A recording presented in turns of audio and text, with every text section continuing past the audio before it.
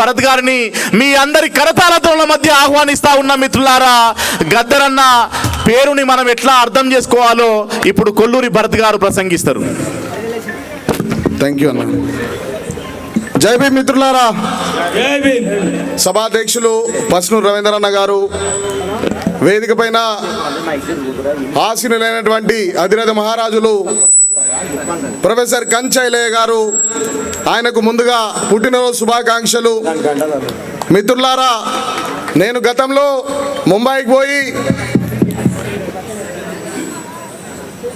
Ambedkar museum చూసినాను మిత్రులారా.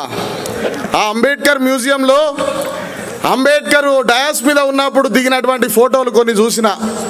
ఆయనతో పాటు చాలామంది ఉన్నారు. అట్లాగే రేపు ప్రొఫెసర్ కంచైలయ్య చచ్చిపోయిన తర్వాత ఇట్లాంటి ఈయనకు ఖచ్చితంగా మ్యూజియం వస్తుంది ఈ దేశంలో. ఆ మ్యూజియంలో ఈయనతో పాటు నా ఫోటో కూడా ఉంటుంది. ఈ డయాస్ మీద నేను షేర్ చేసుకున్నా కాబట్టి నా అదృష్టంగా భావిస్తున్న మిత్రులారా. ప్రపంచ మేధావి, బహుశా మనమందరం మన పార్లమెంట్లో మాట్లాడనికనే అవకాశం లేని వాళ్ళము. కానీ ఆయన మేధస్సును గుర్తించి వైట్ హౌస్ పిలిచింది, అమెరికాలో ఉన్నటువంటి అమెరికన్ పార్లమెంట్ వాళ్ళు పిలిచి నువ్వు ఈడ కూడా మాకు జర సలహాలు సూచనలు ఇవ్వని చెప్పారు. అట్లాంటి ఓ మహా మేధావితోని డ్యాన్స్ మీద నేను కూడా పక్కపొంటి కూర్చున్నా. ఆయన మ్యూజియంలో నాది కూడా ఫోటో ఉంటుంది. ఆయన బర్త్డే రోజు ఈ విషయం చెప్పాలనుకున్నా మిత్రులారా. అట్లాగే అన్న గౌరవనీయులు శాసనసభ్యులు అచ్చంపేట్ శాసనసభ్యులు గారు ఇక్కడికి రాగానే ఎంత చల్లని మనసు అంటే ఏ విషయానికి కూడా కాదు అనే మాట నోట్లకే వెళ్ళలే. ఇది కాదు, ఇది లేదు అని. అన్న ట్రాన్స్పోర్ట్ కావాలి, వస్తుంది అన్న, ఎంపీ గారు లేదా ఇంకే విషయాలు ఏది అడిగినా చేద్దాం. బహుశా నేను చూసినటువంటి శాసనసభ్యుల లోపల ఇంత ప్రజలకు రెస్పాండ్ అయ్యేటువంటి వ్యక్తి వంశీకృష్ణ గారు తప్ప ఇంకెవరు లేరని తెలియజేస్తున్నాను మిత్రులారా. అట్లాగే ఇంకా చాలామంది ఉన్నారు వేదిక మీద. నా అన్న డాక్టర్ సుదర్శన్ అన్న గారు, పస్నూరు రవీందర్ గారు, వెన్నెలక్క గారు, అందరికీ నా హృదయపూర్వక అభివాదం మిత్రులారా. నేను గత 2 రోజుల లోపల మున్ననూరులో ఉన్నా. మున్ననూరు ప్రజలు నన్ను చాలా చూసిర్రు.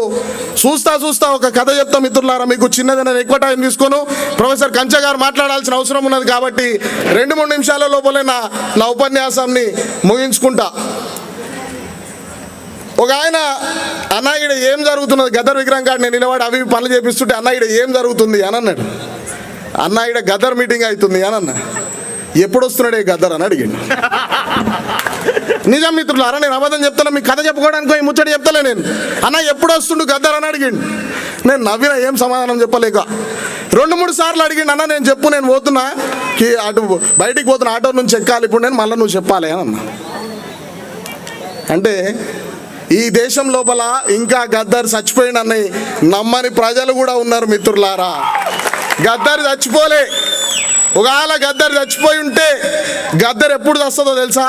నేను ఒక మాట చెప్తా, మీరు అందరూ, నేను ఒక స్లోగన్ వేస్తా, ఆ స్లోగన్కు మీరు అందరు రెస్పాన్స్ ఇవ్వాలి. అర్థమైందా? జబ్ తూ భీ జిందా, జబ్ మై భీ జిందా, జబ్ లడాయి జిందా है तब गद्दर जिंदा, जब तू भी जिंदा है, जब मैं भी जिंदा है, जब लड़ाई जिंदा है, तब गद्दर जिंदा है, फूले जिंदा है, अंबेडकर जिंदा है. మిత్రులారా, నువ్వు బతుకున్నావనంటే, నేను ఇక్కడ బతుకున్నానంటే, ఈ దేశం లోపల లడాయి బతుకున్నానంటే గద్దర్ బతుకున్నాడు. ఇక క్వశ్చన్ లేదు. లడాయి భూమి మీద చచ్చిపోయింది అన్న రోజు గద్దర్ చచ్చిపోతాడు. సో ఈ భూమి మీద లడాయి సావదు. లడాయి గద్దర్ చేసిండు అని చెప్పిన. ఎట్లా గద్దర్ లడాయి చేసిండు అని అంటే, రాజ్యం మహాద్వారాల ముందు నిలబడి శబ్దంతో యుద్ధం చేసినటువంటి మహనీయుడు గద్దర్. ఇంతకుముందు సుదర్శన్ మాట్లాడుతూ ఫిరంగులతో, గన్నులతో, ఇంకేదాంతో యుద్ధం చేస్తే శబ్దంతోనే యుద్ధం చేసినటువంటి వ్యక్తి గద్దర్. మిత్రులారా, నేను ఆయన ఇంటికి చివరిసారిగా పోయినప్పుడు ఆయనతో మాట్లాడినప్పుడు, అన్న రాజ్యం పట్లని నిన్ను చంపుతారు, ఇట్లాంటి ఆలోచనల మీద ఎన్నో విషయాలు మాట్లాడినప్పుడు ఆయన చేసినటువంటి విషయం, శబ్దాన్ని నన్ను తూటాలతో కాలవచ్చు కానీ నేను చేసిన శబ్దాన్ని ఎవడు పొందలు పెట్టలేడురా, అది ఈ భూమి అంతా ఉన్నంత వరకు ఉంటుందని చెప్పి. మిత్రులారా, ఇట్లా నేను చెప్పుకుంటూ పోతే చాలా విషయాలు చెప్పగలుగుతా. కానీ నా యొక్క ముఖ్య సూచనతోని ప్రొఫెసర్ కంచైలయ్య గారు, ఎమ్మెల్యే గారు, గద్దర్ కుమార్తె వెన్నెలక్క గారు, ఈ ప్రజానికం వినాల్సినటువంటి ఒకటే ఒక మాట ఉన్నది, చెవులు ఇక్కరించుకొని వినాల్సిన మాట ఒకటి ఉన్నది. ఈ దేశం లోపల హరహర హరహర జగన్నాథ రథచక్రాలను భూమండలం పట్టిస్తా అన్న కవి మహాకవి అవుతాడు ఈ దేశం లోపల. కానీ నోరు తెరుసుకొని వచ్చే ఊర పందిని ఊరడించి అందినంత అదినమా అని తొందరేమీ లేదు అని పిలిసి పిలిసి పైసలిస్తాదో నా చెతకుండి, అందాల బొమ్మనన్నదో నా చెత్తకుండి. చెత్తకుండి ఆత్మగౌరవానికి కూడా చరిత్ర నిలిపినటువంటి గద్దర్ మాత్రం దళిత కవి అవుతాడు. మిత్రులారా,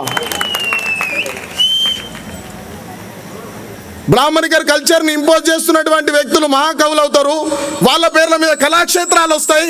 కానీ ఏదైతే చివరి దశలో హీనంగా నీచంగా చూస్తున్నటువంటి చెత్తకుండిని కూడా దాని ఆత్మగౌరవాన్ని నిలబెట్టినటువంటి వ్యక్తి మాత్రం దళిత కవి అవుతాడు. మిత్రులారా, ఆయన పేరు మీద నంది అవార్డు ప్రకటిస్తే స్పందించే సినీ యాక్టర్ ఉన్నాడు. మిత్రులారా, దీన్ని ఇలా ముగ్గురిని ఉద్దేశించి ఎందుకు చెప్పినాను, గద్దర్ గలం తీసుకున్నటువంటి ఈ గద్దర్ విగ్రహాలు రాష్ట్రమంతా ఉండాల్సిన నిర్ణయాలు మామూలు నిర్ణయం కాదు. అంబేద్కర్ ఒక జాతికి చెందినోడు అని చెప్పినట్టు రేపు గద్దర్ని కూడా ఒక జాతినే చేస్తారు. మిత్రులారా, మీరు గుర్తుపెట్టుకోవాలా. అందుకనే గద్దర్ చెప్పినటువంటి రాజ్యాంగాన్ని రక్షించుకోవాలనే నినాదాన్ని, ఆయన చెప్పినటువంటి సూచనలు మనం తీసుకొని ముంగడికి వెళ్ళాల్సిన అవసరం ఉంది. మిత్రులారా, అందుకనే గద్దర్ తప్ప ఈ దేశంలో మహాకవి అని చెప్పుకునే అర్హత ఎవరికి లేదని నా ఉద్దేశం. నా ఉపన్యాసం ముగిసే ముందు నేను మాట్లాడాలంటే నాకు కొంత ఇబ్బందిగా ఉంది, ఎందుకంటే ఇంకా వక్తలు ఉన్నారు కాబట్టి. నేను ఏ గద్దర్ మీటింగ్కి పోయినా చివరిగా ఒక పాట పాడతా, ఆ పాట ఒక్కటి మీకు చెప్పి నేను నా ఉపన్యాసాన్ని ముగిస్తా. మిత్రులారా, సచ్చే ముందు చెబుతున్నా, సత్యమే చెబుతున్నా, ఇక తిరగబడుదాము. నువ్వు కుమిలి సచ్చే కన్నా, నువ్వు ఏడ్చి సచ్చే కన్నా, బాధలతో సచ్చే కన్నా, అట్లయినా ఇట్లయినా ఎట్లయినా సచ్చేదే పోరాడి సద్దాము, పోరాటంలో సద్దాము. ధన్యవాదాలు మిత్రులారా. పోరాడి సద్దాం, పోరాటంలోనే సద్దాం అని చెప్పి చాలా స్ఫూర్తివంతంగా మాట్లాడిన కొల్లూరి భరతన్నకి శుభాకాంక్షలు తెలియజేస్తూ ధన్యవాదాలు.